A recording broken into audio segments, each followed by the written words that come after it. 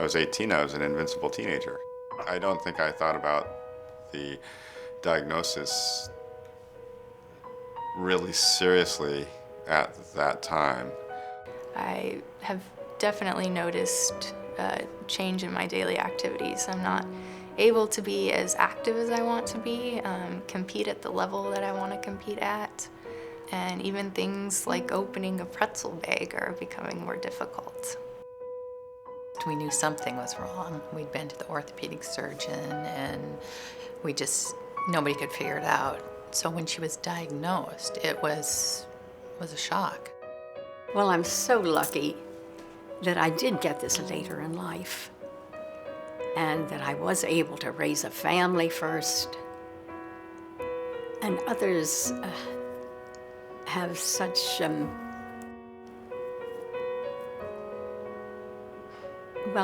unfortunate weaknesses that have affected their lives so much more than mine.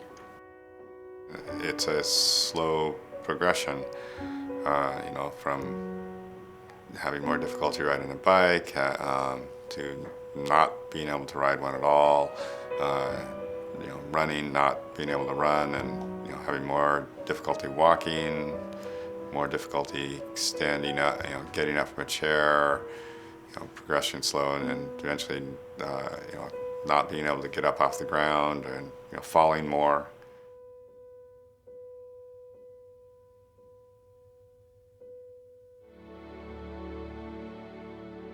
Everyday kind of stuff is, I'll go to the gym. I've got a pretty intense stretching routine that I do. I do a little bit of weight training. I know that's pretty controversial, but it's kind of something that I have to do, kind of for my attitude probably.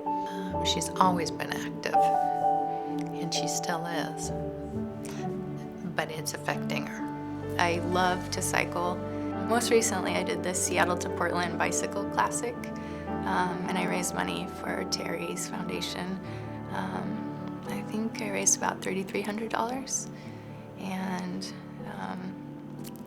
just noticing kind of the effects that ride had on me, it will probably be the last big event that I will do.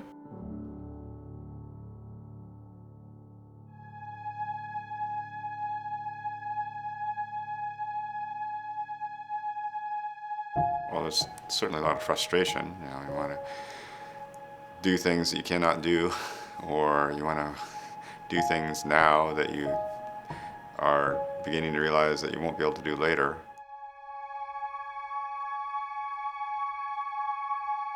I've thought about her and having children, and it's, something that is giving birth. I mean, she's not going to be able to experience that. Someday I would like to have a family, but the fact that it is genetic and there is a 50-50 chance of me passing on FSH to my children, I will most likely adopt.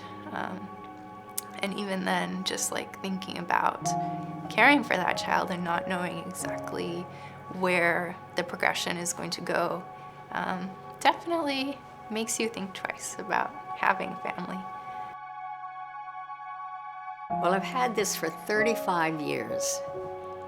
And during that time, there has been no progress made. It's definitely hard. I mean, I live with my parents now. It's, definitely not ideal. They're great, and I enjoy being around them. But at 27, you kind of want to start thinking about career and what you're going to do later in life to kind of support yourself.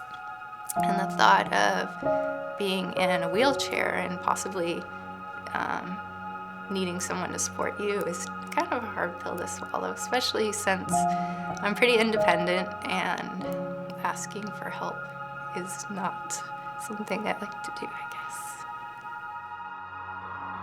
guess. With Kaylin, not knowing what the future holds for her, that is really hard. I would love to be able to say it won't progress and she could stay the same, but we don't know. I think everyone's so different. It's hard to imagine what the future will bring for Kaylin. And being a parent, I mean, it breaks my heart. You know, I think, who's going to take care of her? It's not what you want for your child.